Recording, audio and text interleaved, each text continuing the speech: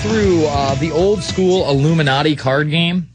Now, apparently there was about 409 separate cards. Somebody sent us a full deck with some extra cards. This is kind of like one of those Magic the Gathering or Dungeons and Dragons and that sort of thing. Now, it started in 1982, and the last print of these things was in 1994, 15 years ago. Let me say that again, 15 years ago. In the upcoming segment, I am going to break down how many of these cards are just so ridiculously on point.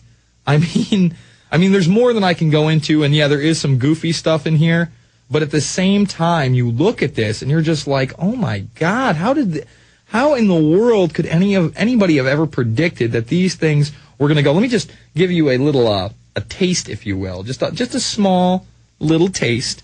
We're going to have for the PrisonPlanet.tv members. If you've never seen these, for instance. Is it just me, or does this look a little bit like 9/11 right here? There you have the Pentagon in flames, right there, okay? Pentagon in flames, and then right here, it says terrorist nuke, but it looks like one of the Twin Towers exploding. Again, we're going to go over these Illuminati cards afterwards, because there's just so many subsections. We could spend all night on this card deck alone. Like me, I can see through you, see the real you. All right, folks, we are back. It's the Infowarrior with Jason Bermas, and I'm just going to hit some of these cards, and then I'm going to go to a little bit more calls. This is the 5-minute segment, so maybe we'll take one call in this segment. I just can't believe these things. All right, let me just start with the fiendish fluoridators. Okay, they're talking about fluoride in the water. Now remember, the latest cards are in 94. The earliest ones are in 82. I was 3 years old in 82. Okay, in 94, I was still in high school. I'm just getting in high school. I don't even think I had my driver's license yet. And they're talking about fluoride in the water then? Oh, my God. And speaking of fluoride in the water, this is a good opportunity to offer a solution. People say, Bermas, you guys never offer solutions. You're just fearmongers. No. If you want the fluoride out of the water in Austin, there's actually going to be a fluoride awareness night, Monday, May 11, 2009. It's going to be at Casa de Luz, 1701 Toomey Road. It's going to be a 30-minute DVD, Professional Perspectives on Water Fluoridation, to educate you. And this is a local group. It is blog.fluoridefreeaustin.com. I encourage you to go check it out and really start to realize what's going on. There's a reason we're so docile. There's a reason that we're so soft. You know, other than the meds that you're on, the water that you drink is poison. I mean, what else do I have to say? The water that you drink is poison. And again, just think about how old this is. Fiendish fluoride. All right, I mean, I have just stacks all over the place. You know, for instance, the military-industrial complex, New World Order right there. And then you have the mercenaries, just like Blackwater. Both of these cards are available. Okay? Let's just keep going. Take a look at this one. Weather satellites. And then the International Weather Organization. Take a look at that. Oh, they're making tornadoes. And then this is a cloud that's being pulled by a jet. Chemtrails, anyone? I mean, come on. And, of course, I believe it was Dennis Cuddy, who Alex had on years and years ago. It's probably 4 or 5 years ago now. But that's the father of weather warfare. And they were doing it in the 70s in Vietnam. If you haven't seen that interview, you really need to.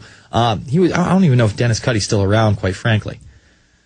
And, you know, today on the show, we talked to Ted Anderson of Midas Resources and the importance of gold.